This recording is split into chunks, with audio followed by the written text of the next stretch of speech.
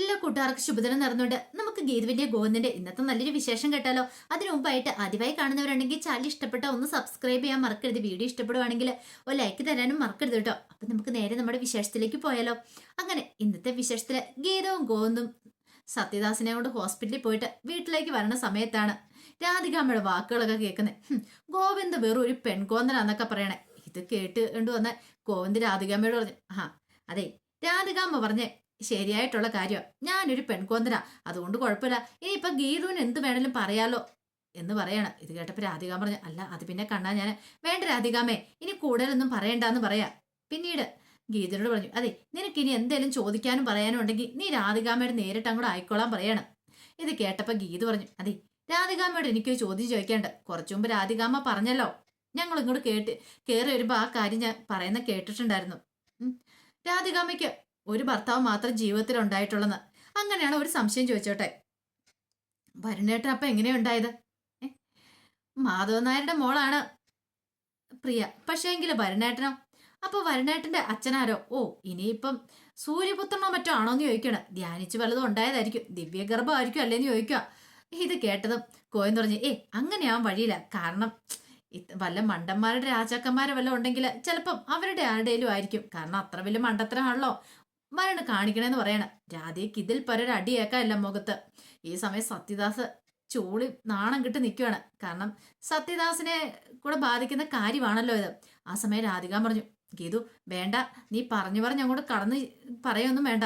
എന്തിനുള്ളത് ഞാൻ എപ്പോഴുള്ള നിനക്ക് തന്നോളാന്ന് പറയാണ്.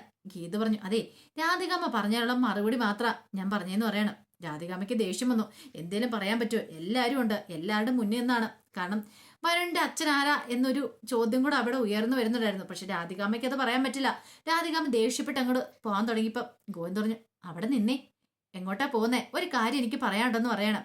എല്ലാവരും ഉള്ളതുകൊണ്ട് ഇപ്പൊ തന്നെ പറഞ്ഞേക്കാം. അതെ, നാളെ എനിക്ക് ചെന്നൈക്ക് ഒരു ട്രിപ്പ് ഉണ്ടെന്ന് പറയണേ. ഗീതു ഞെട്ടിപ്പോയി. ചെന്നൈക്കോ? ഈ കണ്ണാടിന് ഇത് എന്താ പറയണേ? അതെ, സിംഗപ്പൂരിലെ ഷേണൈസ് ഗ്രൂപ്പുമായിട്ടുള്ളൊരു ഡിസ്കഷനാണ്. അപ്പൊ അതിന് വേണ്ടിയിട്ട് ഞാൻ പോകുന്നുണ്ട്. കൂടെ ഗീതുവിനെയും കൊണ്ടുപോകുന്നുണ്ട്. കാരണം ഗീതുവിനങ്ങളെ കൊണ്ടുവരാനായിട്ട് ഷേണായി സാർ പറഞ്ഞിട്ടുണ്ടെന്നൊക്കെ പറയണം.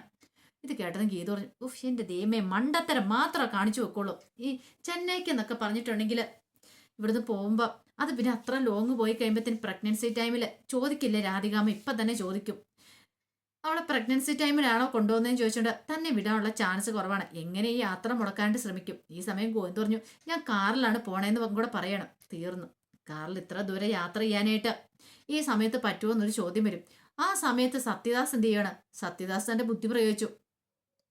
സത്യദാസ് പറഞ്ഞു, അതെ അതെ, നാളെ ഒരു ഡിസ്കഷൻ ഉണ്ട് ചെന്നൈ വെച്ച്. അപ്പൊ ഷേണായി സാർ എന്നോട് പറഞ്ഞിട്ടുണ്ട് ഗോവിന്ദ് സാറിനെ കൂട്ടിക്കൊണ്ട് ചെല്ലണോന്ന്.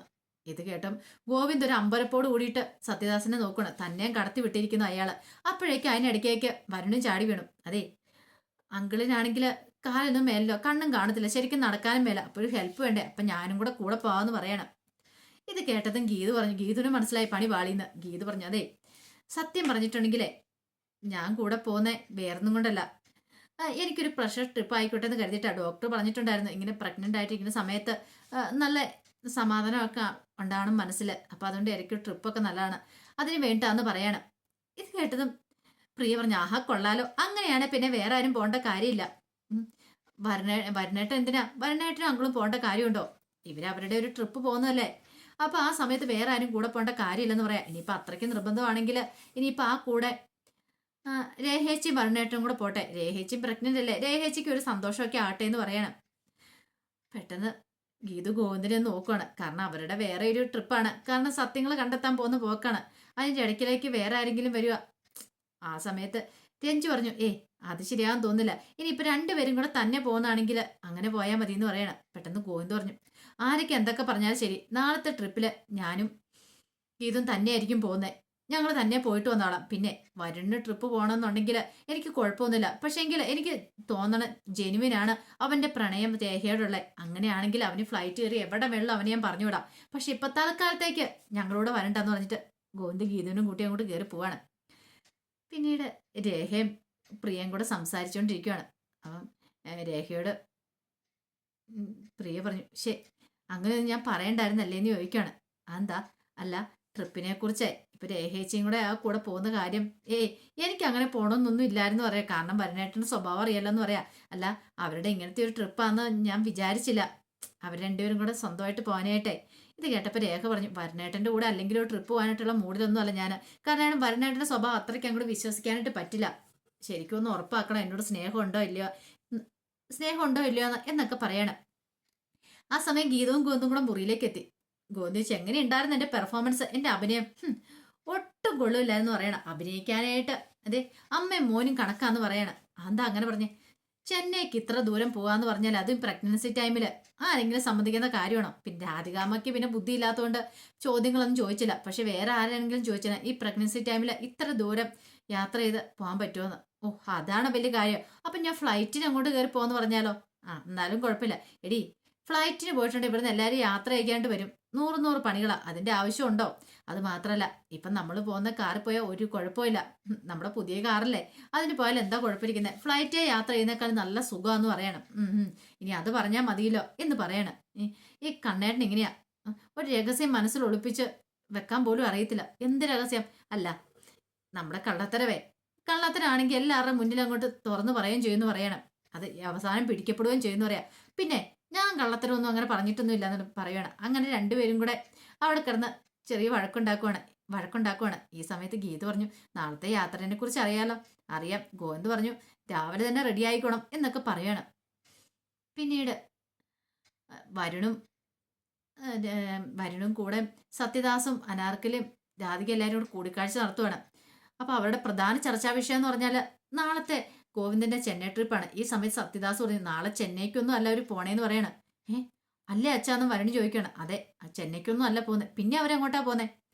അവർ നമ്മളെ കുറിച്ചുള്ള സത്യങ്ങൾ തേടി പോവാന്ന് പറയണേ. കാരണം ഇപ്പൊ സത്യദാസൻ അറിയാം തന്നെ കുറിച്ച് അന്വേഷിക്കാൻ പോകുന്നതാണ്. പക്ഷെ അത് ഇപ്പൊ ഇവിടെ പറയാൻ പറ്റില്ല. അങ്ങനെ പറഞ്ഞിട്ടുണ്ടെങ്കിൽ ശരിയാകത്തില്ല. അപ്പൊ എല്ലാരെയും കൂടെ കൂട്ടി ആ കൂടെ അങ്ങോട്ട് കൂട്ടാം. അപ്പം തന്നോടൊപ്പം എന്തിനും ഏതിനും അവർ കൂടെ നിൽക്കുമല്ലോ. അങ്ങനെയാണ് സത്യദാസ് പറയണേ. ഈ സമയം അനാർക്കലി പറഞ്ഞു, അങ്ങനെയാണെങ്കിൽ ആ ട്രിപ്പ് മുടക്കണമെന്ന് പറയണം. അതെ, ആ ട്രിപ്പ് എങ്ങനെയും മുടക്കിയാൽ മതിയാവുള്ളൂ. രാധികാമ്മ പറയണം, ഒരു കാരണവശാൽ അവര് അവിടെ എത്തല്ലെന്ന് പറയാണ്. പെട്ടെന്ന് തന്നെ ഒന്ന് ആലോചിച്ച് സത്യദാസ് പറഞ്ഞു, അവര് പോകുന്നുണ്ട്. പക്ഷെ പോയിട്ട് തിരിച്ചു വരുമ്പോൾ ഒരാൾ മാത്രമേ കാണത്തുള്ളൂ എന്ന് പറയണം. കോയിന്ന് മാത്രമേ കാണത്തുള്ളൂ, ഗീതു കാണത്തില്ല എന്ന് പറയാണ്. ഇത് കേട്ട് കഴിഞ്ഞപ്പം വരുമ്പോൾ ആഹാ, അത് കൊള്ളാം. അങ്ങനെയാണെങ്കിൽ നമുക്കൊരു കാര്യം ചെയ്യാം, ഒരു ആക്സിഡന്റ് ഉണ്ടാക്കാം. ഒരു കാർ ആക്സിഡന്റ് എങ്ങനെയുണ്ട്? Car accident. എടാ, ഇതാ നീ മണ്ടനാന്ന് പറയണേ. അച്ഛാ, എന്നെ മണ്ടൻ എന്ന് പറയില്ല. പിന്നെ നിന്നെ ഞാൻ എന്ത് പറയണോടാ മോനെ? നീ ഒന്ന് ആലോചിച്ച് നോക്കേ. കാർ ആക്സിഡന്റ് ഉണ്ടാക്കിയിട്ടുണ്ടെങ്കിൽ ശരിയാവോ? അതും ഇപ്പോഴത്തെ മോഡൽ പുതിയ കാറാണ്. ആ കാറ് യാത്ര ചെയ്യുമ്പോൾ അങ്ങനെ കാർ ഇടിച്ചാൽ പോലും അപകടം ഉണ്ടാകത്തില്ല. അവർക്കൊരു സുരക്ഷയുണ്ടാവും. പിന്നെ ആരെയും വിശ്വസിക്കുവോ?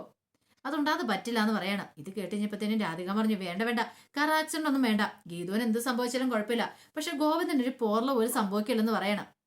ഇത് കേട്ടതും സത്യദാസ് പറഞ്ഞു, അങ്ങനെയാണെങ്കിൽ ഒരു കാര്യം ചെയ്യാം. ഗീതുവിന്റെ കാര്യത്തിൽ ഞാൻ തീരുമാനം എടുത്തോളാം. അവിടെ ചെന്ന് കഴിയുമ്പോൾ ഗീതുവിനെ ഇല്ലാതാക്കാനുള്ള സർവ്വ പണികളും ഞാൻ ഒപ്പിച്ചോളാം. ആ കാര്യത്തിൽ ഒരു പേടി വേണ്ടെന്ന് പറയണം. എന്നാൽ ശരി, നിങ്ങൾ അങ്ങോട്ട് ഇറങ്ങിയോ, ഞാനും അനാർക്കലി ഇച്ചിരി സംസാരിച്ചിട്ട് വരാമെന്ന് പറയണം. ആ സമയം വരുൺ രാധികാമ്മൻ പുറത്തിറങ്ങി. പെട്ടെന്ന് പുറത്തിറങ്ങി കഴിഞ്ഞപ്പോൾ വരുൺ പറഞ്ഞു, അയ്യോ അമ്മേ, ഞാൻ എൻ്റെ മൊബൈൽ മറന്നുപോയി, എടുത്തോണ്ട് വരാമെന്ന് പറയണം. പെട്ടെന്ന് പോയിട്ട് വരണം മോനെ, ഇപ്പം തന്നെ സമയം പാതിരാത്രി കഴിഞ്ഞു. ഒത്തിരി താമസിച്ചിട്ടുണ്ടെങ്കിൽ ആ പട പ്രശ്നമാവും. ആരെങ്കിലും എന്തെങ്കിലും അന്വേഷിച്ചിട്ടുണ്ടെങ്കിലോ? ശരിയെന്ന് പറഞ്ഞ് അകത്തേക്ക് കയറുവാണ്. അകത്തേക്ക് കയറിയിട്ട് വരുൺ ചെന്നിട്ട് പറഞ്ഞു, അതെ, ഒരു കാര്യം ഉണ്ടെന്ന് പറയണം. ഈ സമയം അനാർക്കലിയും സത്യദാസും കൂടെ സംസാരിച്ചുകൊണ്ടിരിക്കുമായിരുന്നു. ഗീതുവിനെ മാത്രം ഇല്ലാതാക്കിയാൽ പോരാ, ഗോവിന്ദണ്ണൻ കൂടെ ഇല്ലാതാക്കണം. രണ്ടുപേരും കൂടെ അങ്ങനെ തീരണമെന്ന് പറയാ. ഒരാളും കൂടെ തിരികെ വരില്ലെന്ന് പറയാ. ഇത് കേട്ടപ്പോൾ അനാർക്കലി ചിരിച്ചു. അപ്പോഴേക്കും സത്യദാസ് പറഞ്ഞു, അത് പിന്നെ പ്രത്യേകിച്ച് പറയേണ്ട കാര്യമില്ലല്ലോടാ മോനെ. ഉറപ്പായിട്ടും തീർക്കുന്ന കാര്യം ഞാൻ ഏറ്റു. നീ ധൈര്യമായിട്ട് പോയിക്കൊള്ളാൻ പറയണം. അങ്ങനെ സന്തോഷത്തോടെ വരണം പോരുവാണ്. പിന്നീട് പിറ്റേ ദിവസം നേരം വെളുത്ത് കഴിഞ്ഞപ്പോഴത്തേനും ഗോവിന്ദ് ഒരുങ്ങി താഴേക്ക് ഇറങ്ങി വന്നപ്പോൾ ഗീത ഒരുങ്ങിയിട്ടും കൂടി ഇല്ല. ഗീത പൊതിച്ചോറ് കെട്ടിക്കൊണ്ടിരിക്കുകയാണ്. നീ ഇതിനായിട്ട് റെഡിയായില്ലേ? ഇല്ല, പൊതിച്ചോറ് കിട്ടുമായിരുന്നു. കാഞ്ചന പറഞ്ഞു, ഞാൻ പറഞ്ഞു എന്തിനാ ഈ ചോറൊക്കെ കൊണ്ടുപോകുന്നതെന്ന്. ഗോവിന്ദ് പറഞ്ഞു, അല്ലേ ശരിയാ, ഇതെന്തിനാ ഈ പൊതിച്ചോറ് കിട്ടുന്നതെന്ന് ചോദിക്കും. അതെ, ഈ പൊതിച്ചോറിന്റെ ഗുണം എന്താന്ന് ഗോവിന്ദേട്ടൻ അറിയത്തില്ല എന്ന് പറയും. അതെന്താ? നമ്മൾ ഇവിടുന്ന് കൊണ്ടുപോകുന്ന ചോറിന്റെ ടേസ്റ്റ് വാഴയിലേക്കകത്ത് പൊതിഞ്ഞ് ചോറൊക്കെ ഉച്ചയ്ക്ക് കൊണ്ടേ ഉണ്ണുമ്പോൾ അതിന്റെ പ്രത്യേക രുചിയാ. ഹോട്ടലിൽ നിന്ന് കഴിച്ചാലൊന്നും അതിന്റെ ടേസ്റ്റ് കിട്ടത്തില്ല. അതൊക്കെ കണ്ണേടിനെ ഞാൻ പഠിപ്പിച്ചു തരാം എന്നൊക്കെ പറയണം. അങ്ങനെ ഗീത പൊതിച്ചോറ് കിട്ടുമ്പോഴത്തേനും രേഖൻ രഞ്ജുവും കൂടെ അങ്ങോട്ടേക്ക് വന്നു. അവരും ഓരോ ഇല എടുത്തു. അവരും പൊതിച്ചോറ് കിട്ടുവാണ്. നിങ്ങളിത് എങ്ങോട്ട് പോകാനായി പൊതിച്ചോറ് കിട്ടാൻ? ഞങ്ങളോട് നിങ്ങളും വരുന്നുണ്ടോ നിൽക്കും. ഞങ്ങളൊന്നും വരുന്നില്ലേ, പക്ഷെ ഇത് പൊതിച്ചോറോടെ കെട്ടിവെക്കുവാണെങ്കിൽ ഉച്ചയ്ക്ക് കഴിക്കാൻ നല്ല രുചിയായിരിക്കും എന്ന് പറയണം. പ്രഗ്നൻസി ടൈമിലെ ഓരോ കൊതികളെ. ആ അത് കൊള്ളാം, എന്നാ കുഴപ്പമില്ലെന്നൊക്കെ പറയണം. അങ്ങനെ പൊതിച്ചോറൊക്കെ കെട്ടി പോവാനായിട്ട് ഗീത് റെഡിയാവാണ്. ഈ സമയത്ത് വരുൺ കാറിന്റെ അടുത്തേക്ക് വന്നപ്പോൾ ഷിബു കാറൊക്കെ തുടച്ചോണ്ടിരിക്കുക. ഷിബുവിനോട് ചോദിച്ചു, അല്ല ഗോവിന്ദനൊക്കെ കൊണ്ടുള്ള ബാഗ് എടുത്തോ? അതെടുക്കാൻ അയ്യപ്പേട്ടൻ പോയിട്ടുണ്ട്, ഷിബുവും കൂടെ ചെല്ല്. അത് അയ്യപ്പേട്ടൻ എടുത്തോണ്ട് വന്നോളും. അത് പറഞ്ഞിട്ട് കാര്യമില്ല, അയ്യപ്പേട്ടൻ അവിടെ പോയി വായ നോക്കി നിൽക്കുന്നുണ്ടായിരിക്കും, പോയി എടുത്തോണ്ട് വാ എന്ന് പറഞ്ഞ് ഷിബുവിനെ അവിടെ നൈസായിട്ട് പറഞ്ഞു വിടുവാണ്. ഷിബു അങ്ങോട്ട് പോയി കഴിഞ്ഞപ്പോഴത്തേനും വരുൺ അങ്ങോട്ടും ഇങ്ങോട്ട് ചുറ്റുമൊക്കെ നോക്കണം, ആരെങ്കിലും ഉണ്ടോ? ഇല്ല. പിന്നീട് പതുക്കെ എന്ത് ചെയ്യുവാണ്, ആ കാറിന്റെ ടയറിന്റെ അപ്പുറത്ത് ആ ഫ്രണ്ട് വശത്തായിട്ട് കൊണ്ടുപോയി ആ ബമ്പറിന്റെ സ്ഥാനത്തേക്ക് കൊണ്ടുപോയി ഒരു ബോംബ് ഘടിപ്പിച്ച് വെക്കുവാണ്. പിന്നീട് അത്തേ ആകമാനം ഒന്ന് നോക്കി, കൊള്ളാം, സൂപ്പറായിട്ടുണ്ട്, കണ്ടോ, ഇവിടുന്ന് പോയി അധികം വൈകാതെ തന്നെ ഇത് പൊട്ടിത്തെറിക്കും. അതോടുകൂടി രണ്ടുപേരുടെ കാര്യം തീർന്നു, രണ്ടുപേരും കഥ കഴിയും, രക്ഷപ്പെട്ടു എന്നൊക്കെ കരുതിയിട്ട് സന്തോഷത്തോടെ നിൽക്കുവാണ്.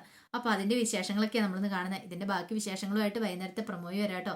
ഒരിക്കൽ കൂടി എല്ലാവർക്കും ശുഭദിനം നിറഞ്ഞുകൊണ്ട് നിർത്തുന്നു.